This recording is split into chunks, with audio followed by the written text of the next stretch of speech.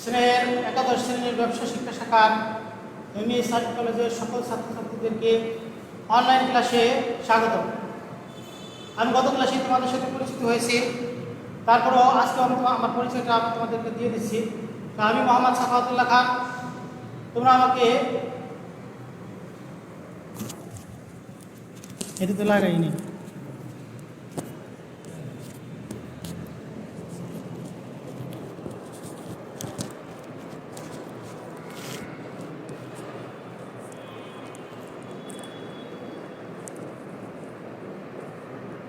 ঠিক আছে তো নাকি? আসসালামু আলাইকুম। এমএ সার্ভিস কলেজের একাদশ শ্রেণীর ব্যবসা শিক্ষা শাখার সকল আমার শ্রেণীর ছাত্রছাত্রীদেরকে অনলাইন ক্লাসে স্বাগতম। আমি প্রথমেই তোমাদেরকে পরিচয়টা দিতে চাই, আর তারপরেও গত ক্লাসে আমি তোমাদের সাথে পরিচিত হয়েছি, একটা ক্লাস তোমাদের সাথে আমি নিয়েছি। তারপরেও আমি বলতেছি, আমি মোহাম্মদ সাখাওয়াতুল্লাহ খান। তোমরা আমাকে মাহাদিসান নামেও ডাকতে পারো। প্রভাষক হিসাব বিজ্ঞান এমএ সার্ভিস কলেজ, আর আমি পড়াশোনা করেছি রাজশাহী ইউনিভার্সিটি থেকে, বিবিএ MBA কমপ্লিট করেছি। তো আজকে আমি তোমাদের সাথে হিসাব বিজ্ঞান প্রথম পত্রের প্রথম অধ্যায় মানে হিসাব সমীকরণ প্রভাব নিয়ে একটা সৃজনশীল সমাধান তোমাদের সাথে আমি করব। তো শুরুতেই আমি তোমাদের আর একটু কিছু কথা বলতে চাই যে আসলে আমাদের ইন্টারমিডিয়েট লেভেলের পড়াটা একটু ক্রিটিক্যাল। সেটা কীরকম, তোমরা SSC-তে বা নবম দশম শ্রেণীতে যেভাবে পড়ে আসছো, এই পড়াটা একটু ভিন্ন। সেটা কীরকম, তোমাদের উপস্থাপন এখানে সুন্দর হতে হবে। আর এখানে তোমাদের হিসাব বিজ্ঞান খাতা বলো অন্যান্য সব খাতাই খুব নিখুঁতভাবে মূল্যায়ন করা হয়। এই জন্য দেখবা SSC-তে যারা খুব সহজে A+ পেয়ে গেছো, তাদেরকে ইন্টারমিডিয়েট A+ পেতে হলে তোমাদেরকে অনেক সুন্দরভাবে লিখতে হবে এবং উপস্থাপনও সুন্দর হবে। তো তোমরা নিজেরাই জানো, নিজেদের থেকেই বিচার করতে পারো। মানুষ মাত্রই সুন্দরী পূজারী। তো আমাদের নবী সাল্লাল্লাহু আলাইহি সাল্লাম বলছেন যে আল্লাহ তাআলা সুন্দর, আল্লাহ তাআলা সুন্দরকে পছন্দ করে।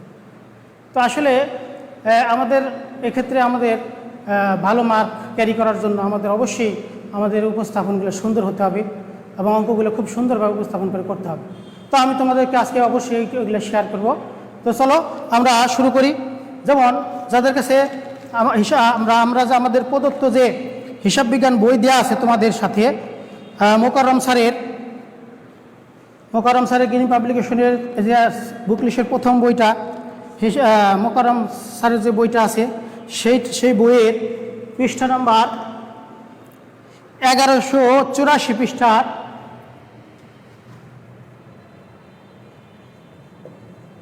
সৃজনশীল 3 নম্বর সৃজনশীল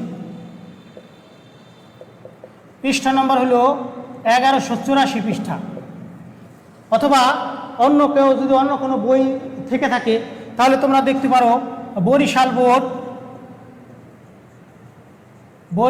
বোর্ড 2019 সালের যে প্রশ্নটা আসছে সেটা আমি তোমাদেরকে আজকে সলভ করে দেখাবো এবং তোমাদের হিসাব সমীকরণের প্রভাবটা দেখে পড়িয়ে দেবো ইনশাআল্লাহ।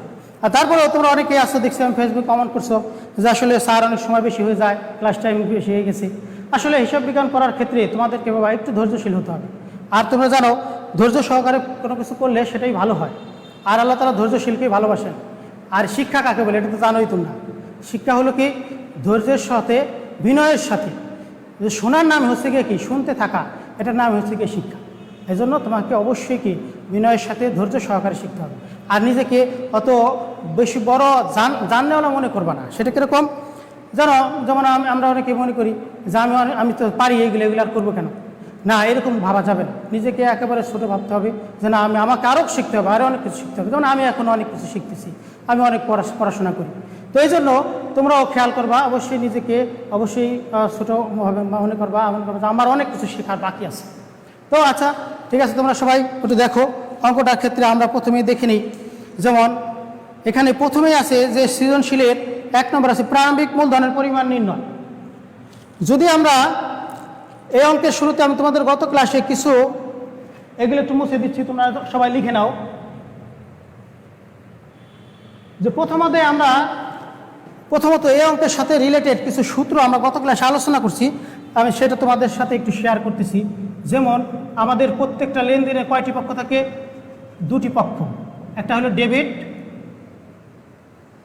ডেবিট সমান সমান কী হবে? অবশ্যই ক্রেডিট হতে হবে। এবং বাট্টার বিষয়টা কিছু আলোচনা করছিলাম গত ক্লাসে। 1 নম্বর হচ্ছে কি কারবারি বাট্টা, কারবারি বাট্টা, আর একটা হচ্ছে 2 নম্বর হলো নগদ বাট্টা। আজকে আমাদের এই কারবারি বাট্টার বিষয়টা এখানে আছে। এরপর আসো ভ্যাটের বিষয়টা। ভ্যাট গত ক্লাসে আলোচনা করছি। তো ভ্যাট হলো দুইভাবে বের করা যায়। 1 নম্বর হলো ক্রয় ভ্যাট। ক্রয় ভ্যাট বের করার দুইটা সূত্র। একটা হলো ভ্যাট সহ। ভ্যাট সহ থাকলে কি ক্রয় গুণন 15 ভাগ কত? 115। এরপরে যদি সরাসরি ভ্যাট ধরা হয়, আর একটা সূত্র আছে। ভ্যাট সরাসরি ভ্যাট ধরলে হলো ক্রয় মূল্যের ক্রয় মূল্য গুণন কয় পার্সেন্ট? 15%। বিক্রয়ের ক্ষেত্রে একই কথা।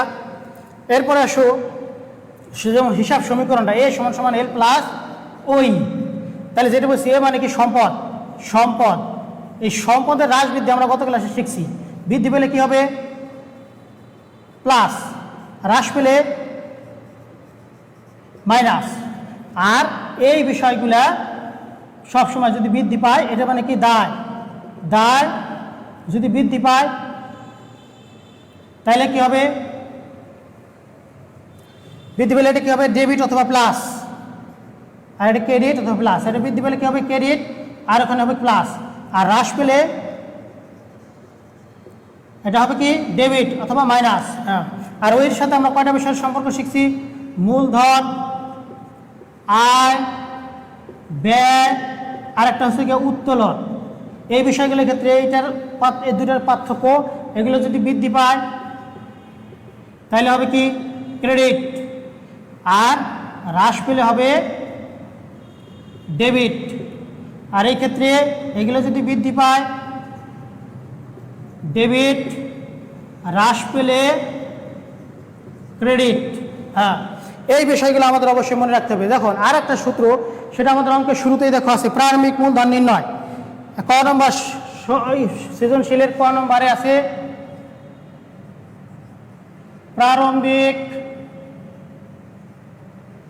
মূলধন নির্ণয়।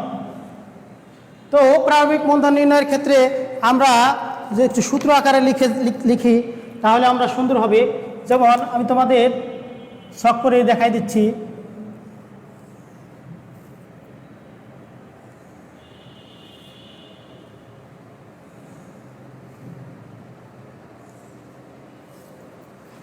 সুন্দর করে, অবশ্যই সুন্দর করে ছক করবা।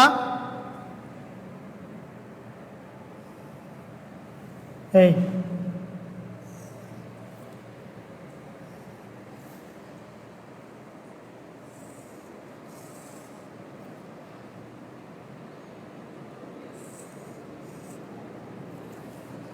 আর তারিখের ঘরটা, তারিখের ঘর অনেক সময় না দিলেও হয় এখানে, তারপরও দিবা, দিলে সুন্দর হবে।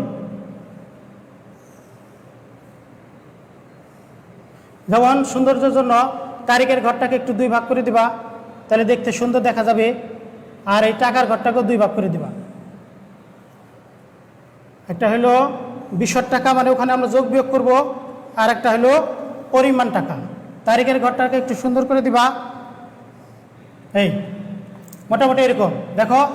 প্রথমে হইল তারিখ, আর এখানে আমরা কি লিখবো? সালটা। কত সাল?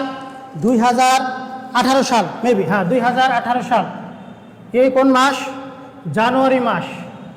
জানুয়ারি মাসের 1 তারিখ।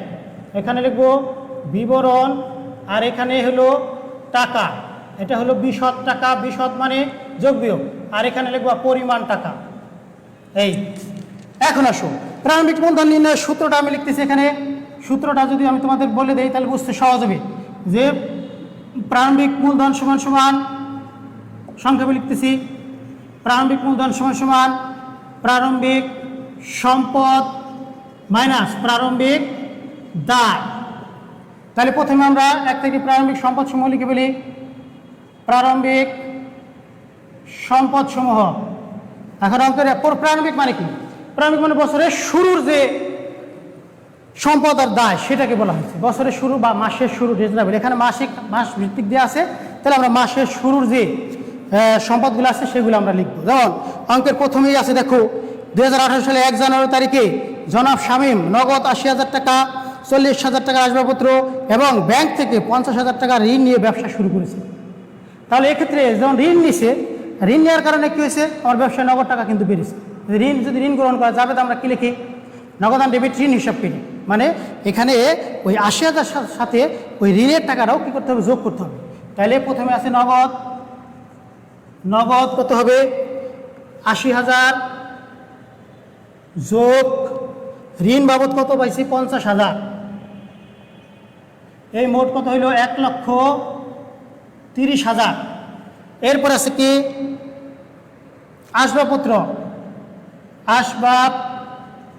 আসবাবপত্র কত টাকা নিয়ে আসছি 40,000। এই মোটামুটি এই দুইটা সম্পদ, তাহলে অতএব মোট সম্পদ কত হইল 1,70,000। এখান থেকে বাদ দিব কি প্রারম্ভিক যে দায়গুলো আছে, প্রারম্ভিক দায় এখানে অঙ্কের ভিতরে কয়টা আছে, একটাই, শুধু ঋণ বলতে ব্যাংক ঋণ। হ্যাঁ, ব্যাংক ঋণ কত টাকা 50,000 টাকা সরাসরি, যেহেতু এখানে একটাই আছে সরাসরি আমরা দ্বিতীয় ঘরে লিখে দিলাম। হ্যাঁ, তাহলে এখন এই যে প্রারম্ভিক সম্পদ থেকে প্রারম্ভিক দায়গুলো বাদ দিলে তাহলে অতএব প্রারম্ভিক মূলধন সমান কত দাঁড়াইলো 1,20,000 টাকা।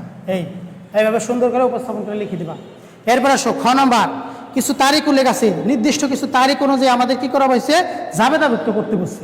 তা তোমাদের গত ক্লাসে আমি বলছিলাম কিছু জাবেদা আমাদের বইয়ে ডেবিট ক্রেডিট নির্ণয় কিছু অনেক জাবেদা দেওয়া আছে, সেটা হলো কত 150 থেকে 169 পৃষ্ঠা পর্যন্ত মনে হয় মেবি, ওখানে তোমরা ভালো করে জাবেদাগুলো আরও দেখবা। এরপরে আসো খ নম্বর, এই সূত্রগুলো আমি মুছে দিচ্ছি, তোমরা এগুলো একটু অবশ্যই মাথায় রাখতে হবে অঙ্ক করার সময়। এরপর আসো দ্বিতীয় যে অংশটা আমাদের করতে বলছে সেটা হলো কি কত তারিখগুলো আগে লেখো। তারিখগুলো যদি লিখি, যেমন খ নম্বরে যদি আমি একটা ছক করি, কি আছে কত তারিখ 2, 5, 10 ও 12 তারিখের লেনদেনগুলোর জাবেদা দাখিলা নির্ণয়। তাহলে এক্ষেত্রে আমাদের যে বিষয়গুলো অবশ্যই খেয়াল রাখতে হবে, যেমন অঙ্ক করার শুরুতে অবশ্যই শিরোনাম লিখতে হবে, জাবেদার শিরোনাম লিখতে হবে। তো শিরোনামটা কীরকম, মানে শিরোনাম কাকে বলে, সেটা হলো প্রতিষ্ঠানের নাম কি জনাব শামীম জাবেদা দাখিলা বা জাবেদা বই। হ্যাঁ, এখন তুমি এর সাথে মিল রেখে ছক করে ফেলবা। দেখো আমি ছকটা করতেছি, একটু খেয়াল করবা সবাই, সুন্দর করে অবশ্যই জাবেদার ছক করতে হবে।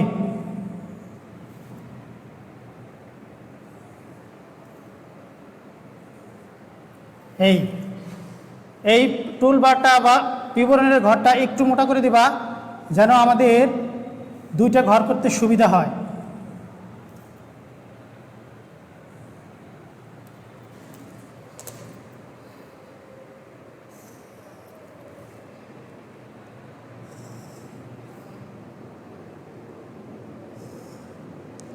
হ্যাঁ, এরপরে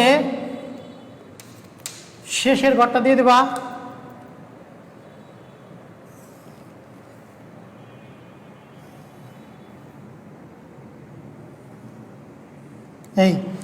তাহলে বক্স করে দিলে সুন্দর হবে।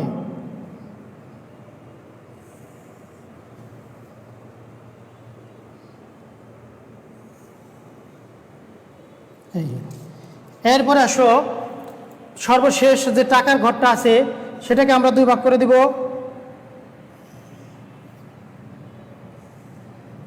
এর সাথে কি করব, জাবেদায় থাকবে কি, তোমাদের গত ক্লাসে বলছিলাম জাবেদার একটা পৃষ্ঠা নাম্বার দিয়ে দিছিলাম, ওই ছকটা তোমাদের দেখার জন্য। হ্যাঁ, আশা করি সবাই দেখছো। এখন আসলে তারিখের ঘরটা আমরা এইভাবে লিখে করে দেই।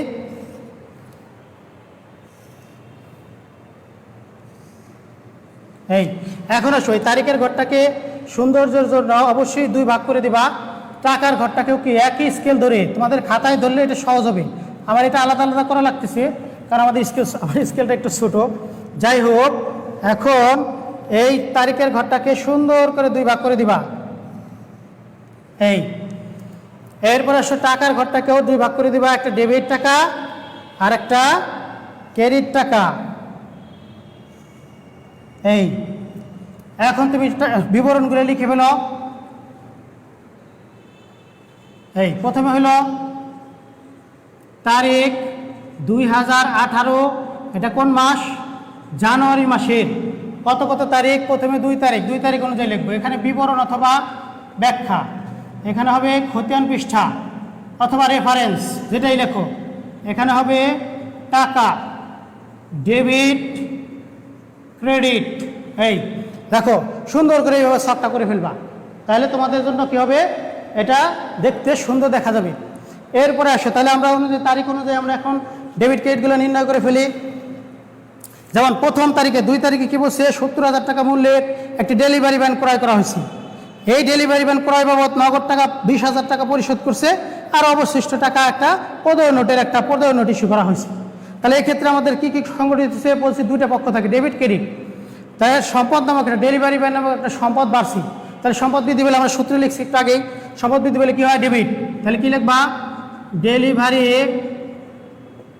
ভ্যান হিসাব ডেবিট। আর আমার ব্যবসা থেকে কী হ্রাস পেলো, আর সব কিছু সব সময় ব্যবসা নিয়ে চিন্তা করবা, নিজেকে নিয়ে চিন্তা করবা না। ব্যবসায় কী কী বৃদ্ধি পেলো, ব্যবসা থেকে কী কী হ্রাস পেলো। এই ব্যবসায় কী হ্রাস পেলো, ডেলিভারি ভ্যান নামক সম্পদ হ্রাস পেলো, বৃদ্ধি পেলো। এবং ব্যবসা থেকে নগদ টাকা নামক সম্পদ হ্রাস পেলো। তাহলে নগদান হিসাব কী হবে, নগদান হিসাব ক্রেডিট। এখন আসো আধুনিক পদ্ধতিতে ডেবিট ক্রেডিট না লেখলেও হবে। এখানে ডেবিটগুলো একটু বাম দিকে চাপায় লিখবো এবং সরাই লিখবো, আর ক্রেডিটগুলো ডান দিকে একটু সরাই লিখবো, তাহলে আমাদের বুঝতে সহজ হবে। এরপরে বাকি টাকাগুলো আমরা কি করছি, এখনো টাকাটা পরিশোধ করিনি। তাহলে ওই টাকার জন্য আমার টাকাটা দিতে হবে এই শর্তে সে একটা কী করছে, বিল তৈরি করছে বা নোট তৈরি করছে। সেটার নাম হবে কি, প্রদেয় নোট হিসাব ক্রেডিট। প্রদেয় নোট হিসাব ক্রেডিট। তাহলে কত টাকা হলো, ডেলিভারি ভ্যান কিনা হয়েছে কত, 70,000 টাকা, নগদ দিছো কত, 20,000 টাকা। আচ্ছা, বাকি থাকে কত, বাকি 50,000 টাকা আমরা কি করছি, এই ধারে হয়েছে। ধারে হওয়ার কারণে ওই প্রদেয় বিলের সৃষ্টি হয়েছে। আর এখানে বলা আছে ব্যাখ্যার প্রয়োজন নেই, আর আধুনিক পদ্ধতিতে ব্যাখ্যা না দিলেও হবে। এরপর আসো 5 তারিখের লেনদেনটা কি বলছি, দেখো এই যে ভ্যাটের বিষয়টা আসছে, ভ্যাট সহ নগদে মাল ক্রয়। আচ্ছা, ক্রয় আমি গতকাল আসে তোমাদের যে হিসাবগুলো শিখাইছিলাম, ওখানে ক্রয় কোন ধরনের হিসাব ছিল, ব্যয় হিসাব। ব্যয় হিসাবের ক্ষেত্রে ব্যয় হিসাব বৃদ্ধি পেলে ব্যবসায়, কোথায় বৃদ্ধি পেলো, ব্যবসায় বৃদ্ধি পেলে কী হবে, অবশ্যই ব্যয় হিসাব ডেবিট হবে। কত তারিখ, 5 তারিখ। তাহলে ক্রয় হিসাব ডেবিট। আর যেহেতু এর সাথে ভ্যাট অন্তর্ভুক্ত আছে, তাহলে ভ্যাটটা কী হবে, তো ভ্যাট চলতি হিসাব নামে বা ক্রয় ভ্যাট হিসাব ডেবিট। এর ভ্যাট চলতি হিসাব লেখাই ভালো, ভ্যাট চলতি হিসাব ডেবিট। এটাও একটা ব্যয় হিসাব, ভ্যাট চলতি হিসাব, এটাও কি একটা ব্যয়, ক্রয় ভ্যাট ব্যয় হিসেবে গণ্য হয়। এরপর আসে কি, যেহেতু নগদে হয়েছে, আমার ব্যবসা থেকে কি গেল, নগদ টাকা হ্রাস পেল। তাহলে নগদান হিসাব ক্রেডিট, নগদান হিসাব ক্রেডিট। তাহলে আমরা টাকাগুলো লিখে ফেলি। আচ্ছা দেখো, নগদ কয় টাকা দিছি, 57,500 টাকা। এখন আছে যেহেতু ক্রয়ের ভিতরে ভ্যাটটা অন্তর্ভুক্ত আছে, এই যে ভ্যাটটা আগে নির্ণয় করে ফেলবা। 57,500 গুণন 15 ভাগ কত, 115। কেন, ওই যে আমি তোমাদের সূত্র বলছি যে ভ্যাট সহ থাকলে ভ্যাট নির্ণয় করার সূত্রটা কি, ক্রয় মূল্য গুণন 15 ভাগ 115। তাহলে কত হয়, দেখো ক্যালকুলেশন করলে হয় 7,500 টাকা।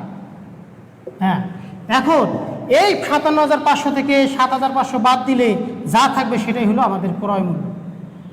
তাহলে কত হলো, 50,000 টাকা আমাদের কি হলো, ক্রয় মূল্য। এই এরপর আসো তৃতীয় নম্বর জাবেদা, কত তারিখ, 10 তারিখ। 10 তারিখে কি বলা হয়েছে, জনাব রফিকের কাছে 10% বাট্টায় 60,000 টাকার মাল বিক্রয় করে নগদে 30,000 টাকা পাওয়া গেল। তো গত ক্লাসে তোমাদের বলছিলাম বাট্টার বিষয়টা, যে পণ্য ক্রয় এবং বিক্রয়ের সময় তাৎক্ষণিকভাবে যে বাট্টা দেওয়া হয় তার নাম কি, কারবারি বাট্টা। তাহলে কারবারি বাট্টার অঙ্কের ভিতরে কখনো কোনো কাজ করতে হয় না, লেনদেন সংগঠিত হওয়ার সাথে সাথে ওটা কি করতে হয়, কারবারি বাট্টাটা ব্যবসা হিসাবের থেকে বাদ দিয়ে দিতে হবে, তারপর বাকি টাকাগুলো আমাদের হিসাবভুক্ত হবে। তাহলে আমাদের ডেবিট ক্রেডিটটা আগে লিখে বলি যে বিক্রয় করা হয়েছে, বিক্রয় করার কারণে আমাদের ব্যবসায় কী বাড়বে, নগদ টাকা বাড়বে। তাহলে নগদান হিসাব ডেবিট, নগদান হিসাব ডেবিট। এখন আসো, সম্পূর্ণ টাকা কিন্তু আমরা নগদ পাই নাই, 30,000 টাকা নগদ পাইছি, বাকি টাকা কি আছে, ধারে হয়েছে, মানে আমরা পাবো, যেটা আমরা পাবো তাকে আমরা, তোমরা 9 10 শিখছো দেনাদার হিসাব, এখানে আমরা কি শিখবো, প্রাপ্য। এটা মানে বুঝতেও মনে রাখতে সহজ হবে, যেটা পাবো তার নাম কি, প্রাপ্য। তাহলে প্রাপ্য হিসাব কি হবে, ডেবিট, প্রাপ্য হিসাব ডেবিট। আর এই সম্পদগুলো কি জন্য বাড়লো, বিক্রয় নামক আয়ের কারণে বাড়লো, এই জন্য বিক্রয় হিসাব কি হয়ে যাবে, ক্রেডিট। তাহলে এখন আসো, বিক্রয়ের টাকা কত হবে, 60,000 টাকা আমরা কি করছি, বিক্রি করছি, এর সাথে 10% বাট্টা দিয়ে দিছি, মাইনাস কত হবে, 60,000 গুণন কয় পার্সেন্ট, 10%, কত হয় দেখো তো, 60,000 থেকে যদি 10% বাদ দেই 6,000, 6,000 থেকে 60,000 গেলে থাকে কত, 54,000। এই 54,000 টাকা আমরা কি করছি, বিক্রয় করছি, কিন্তু নগদ পাইছি কত, দেখো নগদ পাওয়া গেছে 30,000, তাহলে বাকি থাকে কত, বাকি 24,000 টাকা কি হলো, এই যে প্রাপ্য হিসাব ধারে আমরা পাইছি। ঠিক আছে, এইভাবে সুন্দর করে সবাই উপস্থাপন করে দিবা। এরপর আসো সর্বশেষ কত, 12 তারিখ, 12 তারিখের লেনদেনটা খেয়াল করো। 12 তারিখ, 12 তারিখে কি বলা হয়েছে, 12 তারিখে বলা হয়েছে যে আন্তঃফেরত 5,000 টাকা, আন্তঃফেরত মানে আমরা ফেরত পাইছি। তাহলে কোন পণ্যটা ফেরত পাওয়া যায়, দেখো যেই পণ্যটা আমি বিক্রি করছিলাম, আমার ব্যবসা থেকে চলে গেছিলো, সেটা আবার ফেরত আসলো, এটাই বলা আন্তঃফেরত। তাহলে বিক্রয় ফেরত, যেটা বিক্রি করছি সেটা ফেরত আসছে। আর সাধারণত কোনো কিছু উল্লেখ না থাকলে ধরে নিতে হবে এটা ধারে বিক্রয়কৃত পণ্যই ফেরত আসছে। তাহলে যদি ফেরত আসে তাহলে বিক্রয় আগে আমরা কি লিখছি, ক্রেডিট লিখছি, আর বিক্রয় যদি ফেরত আসে তাহলে বিক্রয় ফেরত কি যাবে, ডেবিট হবে। ওই যে বিক্রয় গত ক্লাসে বিপরীত হিসাব বলছিলাম, তাহলে বিক্রয়ের বিপরীত হিসাব কি, বিক্রয় ফেরত। তাহলে বিক্রয় ফেরত হিসাব ডেবিট, বিক্রয় ফেরত হিসাব ডেবিট। আর কার কাছ থেকে ফেরত আসলে, এই যে প্রাপ্য হিসাবের কাছ থেকে, তাহলে প্রাপ্য হিসাব হ্রাস পাবে, প্রাপ্য হিসাব হ্রাস পাবে মানে সম্পদ হ্রাস, তাহলে ক্রেডিট কত টাকা, 5,000 টাকা। এই মোটামুটি এইটুকু আমি। এরপরে আসো, এই যে পরবর্তী যে বিষয়টা, এটা কেউ গুরুত্ব দেয় না, সেটার জন্য আমাদের অবশ্যই বোর্ড পরীক্ষার সময় নাম্বার কাটা যায়। সেটা হলো যে ক্লোজিং চিহ্ন, এটা কি করতে হবে, অবশ্যই তোমাকে কি করতে হবে, ক্লোজিং চিহ্ন দিয়ে দেখাই দিতে হবে, অবশ্যই এরকম দেখাই দিতে হবে। আর এখানে কি লিখে দিবা, অতএব মোট।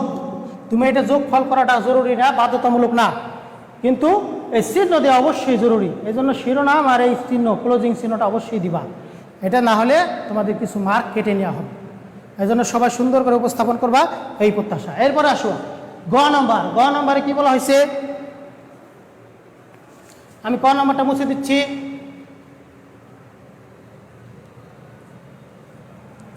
গ নম্বর বলা হয়েছে হলো হিসাব সমীকরণে দেখো তারিখ, নির্দিষ্ট কিছু তারিখ উল্লেখ আছে, 1, 5, 1, 15, 20, 30 তারিখের হিসাব সমীকরণের প্রভাব।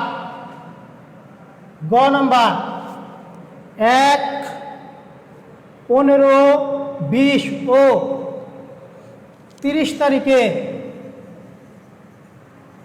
তারিখের লেনদেনগুলোর হিসাব সমীকরণের প্রভাব, হিসাব সমীকরণের প্রভাব নির্ণয়। এখন আসো, তোমরা 9 10 শিখছো, হিসাব সমীকরণের প্রভাব বললে এ বৃদ্ধি, এ হ্রাস, এল বৃদ্ধি, এল হ্রাস, এভাবে লিখছো। এভাবে এখন লেখা যাবে না। হিসাব সমীকরণের প্রভাব বললেই অবশ্যই তোমাকে ওই প্রভাবটা বিবরণী ছকে দেখাইতে হবে, অন্যথায় তোমার নাম্বার কাটা যাবে। এই জন্য সবাই অবশ্যই খেয়াল রাখবা। এখন আসো, তাহলে আমাদের প্রথমেই অবশ্যই বিবরণী ছকের একটা শিরোনাম আছে, জনাব, ওই একই রকম, জনাব শামীম, জনাব শামীম জাবেদা বই, সরি হিসাব সমীকরণ, বিবরণী ছক, বিবরণী ছক। এরপরে তুমি ছকটা করবা। এখন আসো, এই ছক করার শুরুতে আমরা কিভাবে বুঝবো যে কয়টা সম্পদের ঘর হবে, কয়টা দায়ের ঘর হবে, এই জন্য প্রথমেই তোমাকে কার্যটিকা করে একটু জাবেদা ডেবিট ক্রেডিটগুলো নির্ণয় করে নেবা, তাহলে তোমাদের কী হবে বিবরণী ছকটা করতে সুবিধা হবে। তাহলে আমি এখানে কার্যটিকা লিখে জাবেদাগুলো করতেছি, তোমরা একটু এমনি রাফ করে ফেলবা, আমি এই ছকের ভিতরেই করতেছি, তাহলে তোমার বুঝতে সহজ হবে।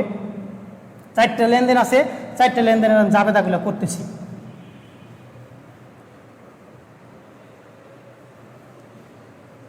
মানে এটা অত সুন্দর করে করার দরকার নাই, জাস্ট রাফ করে ফেলবা, খালি তারিখ অনুযায়ী করে ফেলবা। যেমন কত তারিখ বসে, প্রথমে বসে 1 তারিখ, 1 তারিখের আমরা এটা কার্যটিকা লিখে নাও।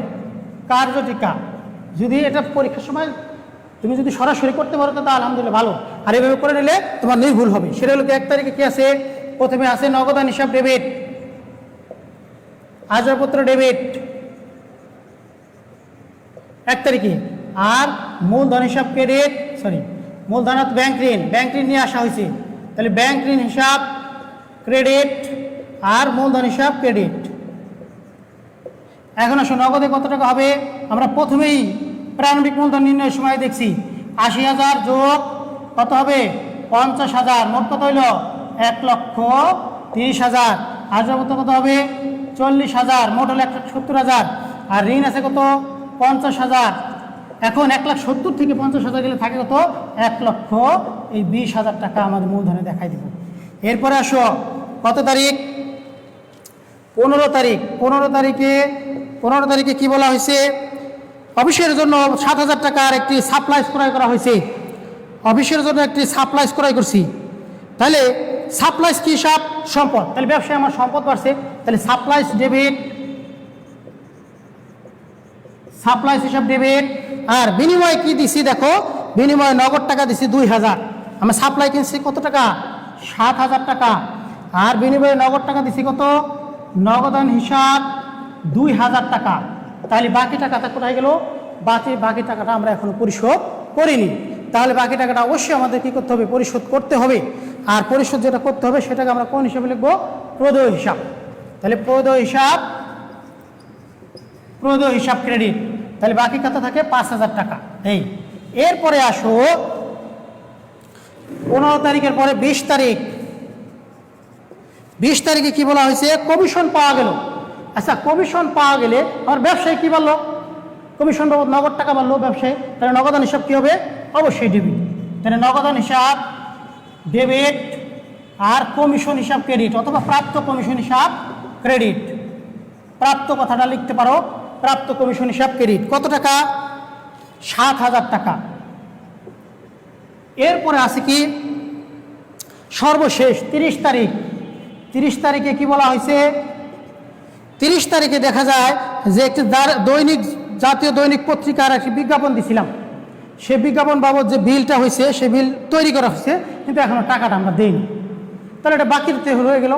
আর বিজ্ঞাপন নামে একটা যেহেতু খরচ সেটা সংগঠিত হয়ে গেছে, তাহলে অবশ্যই কোনো ব্যয় সংগঠিত হলে কী হবে, অবশ্যই ডেবিট হবে। তাহলে বিজ্ঞাপন হিসাব ডেবিট, আর যেহেতু টাকাটা আমরা এখনো দেইনি, দিতে হবে মানে তাহলে কি প্রদেয় হিসাব, তাহলে প্রদেয় বিজ্ঞাপন হিসাব ক্রেডিট, প্রদেয় বিজ্ঞাপন হিসাব ক্রেডিট কত টাকা 5,000 টাকা। এই এখন এইগুলো অনুযায়ী আমরা যদি দেখি আমাদের হিসাব সমীকরণের প্রভাব দেখানো মানে কি সমান এল প্লাস ওই, তাহলে আমাদের এ দেখতে হবে কয়টা, এ আছে দেখো নগদ নামে একটা, তারপরে আসবাবপত্র নামে একটা, এরপরে আছে কি ব্যাংক ঋণ মানে কি দায়, আর মূলধন মানে ওই। এরপরে আসো সাপ্লাইজ কি সম্পদ, সাপ্লাই সম্পদ নগদ নামে তো একটা লিখছি, প্রদেয় কি দায়, তারপরে আছে কি নগদ লিখছি, প্রাপ্ত কমিশন কি ওই সাথে সম্পর্কিত, আয় ব্যয় উত্তোলন এগুলো কি ওই সাথে সম্পর্কিত। এরপরে আছে বিজ্ঞাপন কি ব্যয় মানে ওই, আর প্রদেয় বিজ্ঞাপন মানে আর একটা দায় হিসাব। তাহলে এখন দেখা যায় আমাদের এই সম্পদ কয়টা আছে 3টা, দায় কয়টা আছে 3টা, এবং ওই নামে একটা ঘর করলেই আমাদের হইতেছে। তাহলে সমানের আগে কয়টা ঘর হবে 3টা, এবং সমানের পরে হবে কয়টা 4টা ঘর। এই অনুযায়ী আমরা একটা ছক করে ফেলি, আর ছকটা সুন্দর করে করবা। দেখো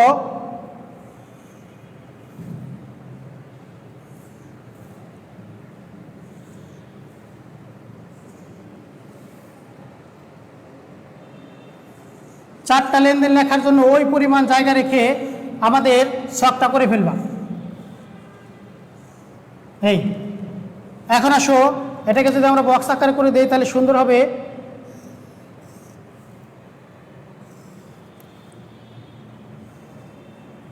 এই গেল। এরপরে তারিখের ঘরটা আর মন্তব্যের ঘরটা আগে দিয়ে দিবা। তারিখের ঘর ও মন্তব্যের ঘর, তাহলে তোমাদের পরিমাণ নির্ণয় করতে সহজ হবে, মানে ঘরের পরিমাণটা।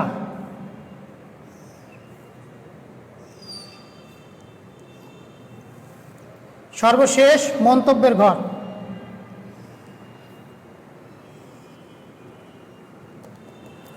এই গেল।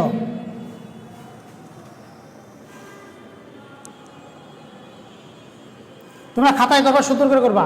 এখন আসো, আমাদের বলছি যে এর দিকে কয়টা ঘর হবে? 3টা। এল প্লাস ওই ঘর কয়টা হবে? 4টা। তাহলে অনুপাতে এল প্লাস ওই অনুযায়ী ওই পাশে আমরা ঘরটা একটু বেশি রাখবো, ওই অনুযায়ী আমরা মাঝখানে সমানে ঘর দিয়ে দেবো।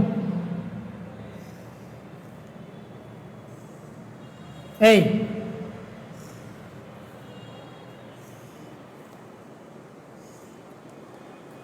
এখন তোমরা এই তারিখের ঘর ও এই সম্পদের ঘরটাকে 2 ভাগ করে দাও,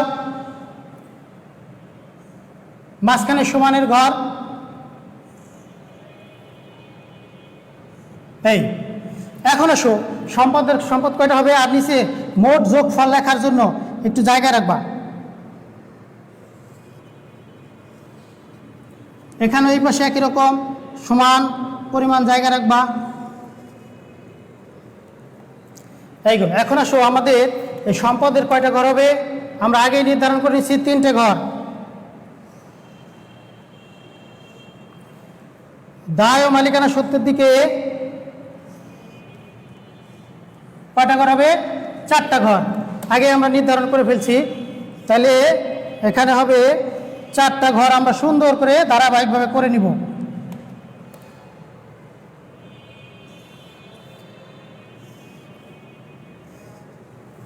এরপরে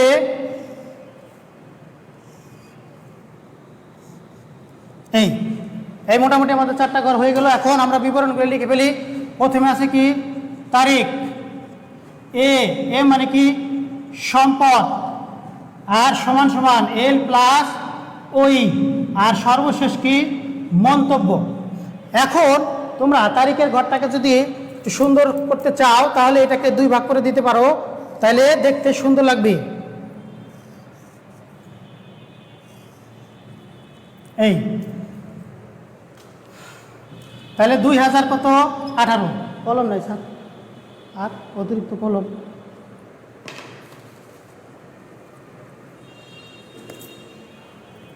2018 জানুয়ারির কয় তারিখ? 1 তারিখ। এখন আসো, আমরা জাবেদা অনুযায়ী দেখি। প্রথমে আছে কি? নগদ। এরপর আছে কি? আসবাবপত্র। এরপর আছে হলো ব্যাংক ঋণ। ব্যাংক ঋণ কি হিসাব? দায় হিসাব। তাহলে দায়ের দিকে লিখে দেবো ব্যাংক ঋণ। তারপরে আছে কি? মূলধন। মূলধন আমরা সর্বশেষ মূলধন নামে লিখে দেবো, মূলধন অথবা মালিকানা সত্ত্ব। এরপর আছে কি? সাপ্লাইস। সাপ্লাইস কি হিসাব? সম্পদ, সাপ্লাইস। এরপর আছে নগদ, আমরা লিখে ফেলছি প্রদেয় হিসাব। প্রদেয় হিসাব কি হিসাব? দায় হিসাব। এরপর আছে কি? নগদ আমরা লিখে ফেলছি, যে হিসাবের নামটা একবার আমরা লিখে ফেলবো সেটা আর পুনরায় লেখার দরকার নাই, ওইটার ভিতরে আমরা সব কিছু লিখে ফেলবো। নগদ লিখছি প্রাপ্ত কমিশন কি? ওই সাথে সম্পর্ক, মূলধন অথবা কি? ওই। এরপর আছে কি? বিজ্ঞাপন। বিজ্ঞাপন কি হিসাব? ব্যয় হিসাব। ব্যয় মানে কি? ওই। এরপর আসো প্রদেয় বিজ্ঞাপন, এটা একটা দায় হিসাবে, প্রদেয় বিজ্ঞাপন নামে একটা দায় লিখে দেবো, প্রদেয় বিজ্ঞাপন। এই এখন তুমি তারিখ অনুযায়ী একটা একটা করে সুন্দর করে ধারাবাহিকভাবে লিখে বলো। এখন সূত্রটা যদি আমি তোমাদের বলি, এই সূত্রটা লিখে নাও। এ যদি ডেবিটে থাকে, মানে সম্পদ ডেবিটে থাকলে আমরা কি লিখবো? এখানে প্লাস লিখবো। আর ক্রেডিটে থাকলে কি লিখবো? মাইনাস। আর এল প্লাস ওই এস, এইগুলো যদি কখনো ক্রেডিটে থাকে তাহলে হবে প্লাস, জাস্ট সম্পদের বিপরীত। আর এগুলো যদি ডেবিটে থাকে তাহলে আমরা কি লিখবো? মাইনাস। আর ওই সাথে আমরা জানি ওই সাথে কয়টা সম্পর্ক? ওই সাথে 4টা সম্পর্ক, মূলধন, আয়, ব্যয়, আর একটা কি? উত্তোলন। হ্যাঁ, এখন এই অনুযায়ী তুমি আমার সূত্র অনুযায়ী লিখে দাও। যেমন প্রথম জাবেদা অনুযায়ী দেখো, নগদান হিসাব কি লিখছি? ডেবিট। নগদান হিসাব কি লিখছি? ডেবিট। ডেবিট মানে তাহলে সম্পদ ডেবিট দিকে থাকা মানে প্লাস কত টাকা? 1,00,000 30,000 টাকা। আর আসবাবপত্র নামক আসবাবপত্র সম্পদ এটা কোন দিকে আছে? ডেবিটে, মানে প্লাস কত? 40,000 টাকা। ঋণ, ব্যাংক ঋণ কি হিসাব? দায় হিসাব। দায় মানে দায় ক্রেডিটে থাকা মানে কি? বলছি ক্রেডিট মানে প্লাস কত টাকা? 50,000 টাকা। আর মূলধন কি হিসাব? ওই তাহলে ক্রেডিটে থাকা মানে কি? অবশ্যই প্লাস কত? 1,20,000 টাকা। 1,20,000 টাকা। এই গেল প্রথম লেনদেনটা। এরপরে আসো পরবর্তী 15 তারিখ। 15 তারিখে আমরা কি লিখছি? সাপ্লাইস। সাপ্লাইস কি হিসাব? সম্পদ। সাপ্লাইস কোন ধরনের সম্পদ? চলতি সম্পদ। সাপ্লাইস সম্পদ যদি বৃদ্ধি পায় তাহলে আমরা ডেবিট লিখি। আর ডেবিটে থাকা মানে কি? বিবরণী ছকে অবশ্যই কি হবে? প্লাস হবে। তাহলে সাপ্লাইসের ঘরে যাও, সাপ্লাইস সোজা দিয়ে লেখো কত? 7,000 টাকা। এখন নগদান হিসাব ক্রেডিট লেখা হয়েছে। নগদান মানে নগদ কি হিসাব? সম্পদ হিসাব। সম্পদ ক্রেডিটে থাকা মানে কি? মাইনাস কত? 2,000 টাকা নগদের ঘরে গিয়ে মাইনাস। এরপরে প্রদেয় হিসাব। প্রদেয় হিসাব কি হিসাব? দায় হিসাব। দায় ক্রেডিটে থাকা মানে কি? দায় ক্রেডিটে থাকা মানে অবশ্যই কি হবে? প্লাস। তাহলে প্রদেয় হিসাবের ঘরে গিয়ে আমরা কত টাকা? 5,000 টাকা প্লাস লিখে দিই। আর এই মাঝখানে সমানের চিহ্ন দিলে সুন্দর হয়। এখন আসো এই মন্তব্যগুলোর বিষয়টা বলি। যেগুলো মূলধনের সাথে সম্পর্কিত সেই মন্তব্যগুলি শুধু লিখবা। যেমন এখানে কি লিখতে পারি আমরা? মূলধন আনয়ন। এই গেল। আর এটার মন্তব্য লেখার দরকার নেই, যেহেতু এটা মূলধনের সাথে সম্পর্কিত না। এরপরে আসো কত তারিখ? 20 তারিখ। 20 তারিখে কি বলা হয়েছে? নগদান ডেবিট। নগদ কি হিসাব? সম্পদ। নগদ সম্পদ হিসাব। নগদ সম্পদ থাকার কারণে সম্পদ ডেবিটে হওয়া মানে কি? অবশ্যই প্লাস। তাহলে নগদান হিসাব ডেবিট মানে 7,000 টাকা প্লাস। এরপরে আসো প্রাপ্ত কমিশন কি হিসাব? ওই যে বলছিলাম আয় হিসাব। আয় কিসের সাথে সম্পর্কিত? ওইর সাথে। তাহলে 7,000 টাকা এখানেও কি হবে? প্লাস। এখানে কি লিখবো? কমিশন প্রাপ্তি। ব্যাখ্যার ভিতরে মন্তব্যের ভিতরে লিখতে পারো কমিশন প্রাপ্তি বা কমিশন আয়। এরপরে লেখো কত তারিখ? 2018 তারিখ। লেখাগুলো একটু স্পষ্ট হয়েছে, একটু বুঝে নাও। এরপরে আসো এরপরে সর্বশেষ 30 তারিখ। 30 তারিখে আমরা কি লিখছি দেখো? বিজ্ঞাপন হিসাব ডেবিট। বিজ্ঞাপন কি হিসাব? ব্যয় হিসাব। বিজ্ঞাপন ব্যয় মানে তাহলে কোনটার সাথে সম্পর্কিত? ওইর সাথে। তো ওই যদি আমরা বলছি ওই ডেবিটে থাকলেই কি হবে? মাইনাস। তাহলে ওইর ঘরে যাও, ওইর ঘরে গিয়ে আমরা কত লিখবো? বিজ্ঞাপন কত? 5,000 টাকা মাইনাস। তাহলে এটা কি? বিজ্ঞাপন খরচ। বিজ্ঞাপন খরচ। এই আর ক্রেডিটে কি লিখছি? প্রদেয় বিজ্ঞাপন। প্রদেয় মানে দায় হিসাব। প্রদেয়, কোনো কিছু প্রদেয় হওয়া মানে কি? দায় হিসাব। তাহলে দায় যদি হয়, দায় ক্রেডিটে থাকা মানে কি? প্লাস। তাহলে দায়ের দিকে গিয়ে কত? প্রদেয় বিজ্ঞাপন কোথায় লিখছি? এই যে এখানে লিখছি। তাহলে এখানে কি হবে? প্লাস হয়ে যাবে। দেখো সবাই ঠিক আছে কিনা? তাহলে আমাদের দেখো সমান সমান অটোমেটিক সমান মিলে গেছি। এখানে 1,30,000 আর 40 কত? 1,70,000। 1,70,000 আর এই যেখানে কত? 1,70,000 মিলে গেছে। আর এখানে কত? -2,000 আর এখানে 7,000। তাহলে কত? 5,000 হলো, প্লাস 5,000। এখানেও 5,000 মিলে গেছে। এরপরে 7,000 এখানে একবার 5,000 প্লাস হয়েছে, একবার মাইনাস হয়েছে। তাহলে দুই দিকে সমান হয়ে গেল। অনেক সময় থাকতে পারে বিবরণী ছক তৈরি করো, হিসাব সমীকরণ প্রস্তুত করো, প্রমাণ করো যে এ সমান সমান এল প্লাস ওই, যাই বলুক না কেন, তাহলে তোমার এই বিবরণী ছকের মাধ্যমে আমরা অবশ্যই এটা মানে প্রমাণ করে দেখাই দেবো। এখন আসো প্রমাণ করার ক্ষেত্রে অবশ্যই তুমি এগুলো একটু যোগ করে আমাদের অবশ্যই দেখাইতে হবে। টোটালগুলো আমরা যদি যোগ করি, সমানের আগের গুলা সমানের পরের গুলা, এই এখন তুমি টোটাল করো। টোটাল করলে দেখা যায় এখানে কত হয়েছে? 1,35,000। হ্যাঁ, আর এখানে কত হয়? 40,000। এখানে কত হয়? 7,000। সমান সমান দেখো তাহলে কত হয়? 1,35,000 আর হলো 40, কত? 1,75,000 আর হলো 7, 1,82,000। এই ক্রস চিহ্ন দিয়ে দেবা। এরপরে সমানের পরে আসো। সমানের পরে আমাদের এখানে কত আছে? 50,000। এখানে আছে কত? 5,000। এখানে আছে কত? 5,000। এখানে আছে কত? হ্যাঁ, 7,000 থেকে 5,000 2,000, তাহলে 1,22,000। 1,22,000। এখন দেখো এগুলো যোগ করলে দেখো মিলে যাবে। তাহলে কত হয়? 50, 60 আর হইলো 22, কত? 1,82,000। এই যে 1,82,000 টাকা আমাদের মিলে গেল। তো এইভাবে তোমরা যদি সুন্দর করে এভাবে যদি দেখাও, এই সূত্র অনুযায়ী যদি করো, তাহলে তোমাদের সমস্ত বিবরণী ছকে আলহামদুলিল্লাহ মিলে যাবে। তো আমার বিশ্বাস তোমরা বাকিগুলা বাসায় প্র্যাকটিস করবা। যেমন আমি কিছু অঙ্ক তোমাদেরকে বলে দিচ্ছি, সেই অঙ্কগুলো বাসায় অবশ্যই অবশ্যই কী করবা, প্র্যাকটিস করবা।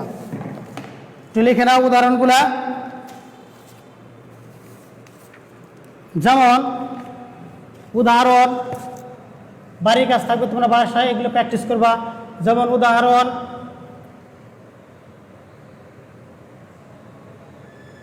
কত, 10, 12, এরপরে হইল 20 নম্বর। আর সমস্যার ক্ষেত্রে তোমরা করতে পারো সমস্যা 11 থেকে মোটামুটি 17 নম্বর, 16 নম্বর পর্যন্ত এগুলো করতে পারো বাসায়। তারপরে আমরা এর পরবর্তীতে তোমাদের এই অধ্যায়ের আরেকটা অংশ সেবামূলক প্রতিষ্ঠানের আর্থিক হিসাব সমীকরণ, ওটা আমরা পরবর্তী ক্লাসে করাই দিব। আর একটা বিষয় আছে যেটা নিত্য মজুত পদ্ধতিতে বিবরণ শাখা আমরা কীভাবে করব, সেটা আমরা পরবর্তী ক্লাসে আমরা বলবো। এই জন্য তোমরা বাসায় এগুলো প্র্যাকটিস করবা। এখন আসো, এই পর্যন্ত, আজকে এই পর্যন্তই শেষ। তো পরবর্তী ক্লাসের জন্য